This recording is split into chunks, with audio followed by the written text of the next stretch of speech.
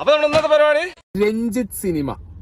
He finds his disturbed mind playing tricks on him, making him wish for the never-ending days to end. കുഴപ്പമൊന്നുമില്ല, ഒരു average movie. മലയാളത്തിൽ ഇതിനു മുമ്പൊന്നൊരു ഈ type ഒന്നും ആയിട്ടില്ല. ഷാജി അങ്ങനല്ലല്ലോ പറഞ്ഞത്.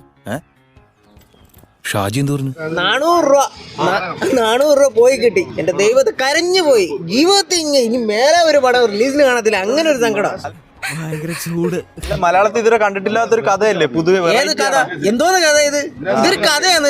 ദൈവമേ, എനിക്ക് വിഷമുണ്ട് മച്ചാനെ. തൊലച്ചില്ലേ ഊള. നോക്കട്ടെ പന്നി. കൊള്ളില്ല, വെറുതെ കാശ് പോയതല്ലാതെ വേറെ അഭിപ്രായമൊന്നുമില്ല, പറയാനൊന്നുമില്ല. ആക്ടർ ആസിഫ് അലിയുടെ അടുത്ത വെള്ളിയാഴ്ച ബോംബ്. നല്ല സ്ക്രിപ്റ്റ്, നല്ല റോളുകളൊക്കെ കിട്ടിയാൽ he can come back. Very unfortunate, ഇതേപോലെ നിരത്തി വെള്ളിയാഴ്ചകളിൽ ബോംബുമായിട്ട് ആസിഫ് അലി വരാതിരിക്കുക. സങ്കടമുണ്ട് എന്ന് കരുതി ഞാൻ ഇതും വിചാരിച്ചോണ്ടിരിക്കാനൊന്നും പോകുന്നില്ല. അല്ല, സീരിയസ് ആയിട്ട് ഇതിനാരെങ്ങനെ ഈ പേരിട്ടെ രഞ്ജിത്ത് സിനിമ എന്ന്? അല്ലെ സിനിമയാണെന്ന് അറിയിക്കാൻ വേണ്ടി ഒപ്പം സിനിമ എന്ന് ചേർത്ത് പേരിട്ടു. കറക്റ്റ് ആണോ? അത് അയാളെ മാത്രം സിനിമയാണ്, ബാക്കി ആർക്കും സിനിമയായിട്ട് തോന്നുന്നില്ല.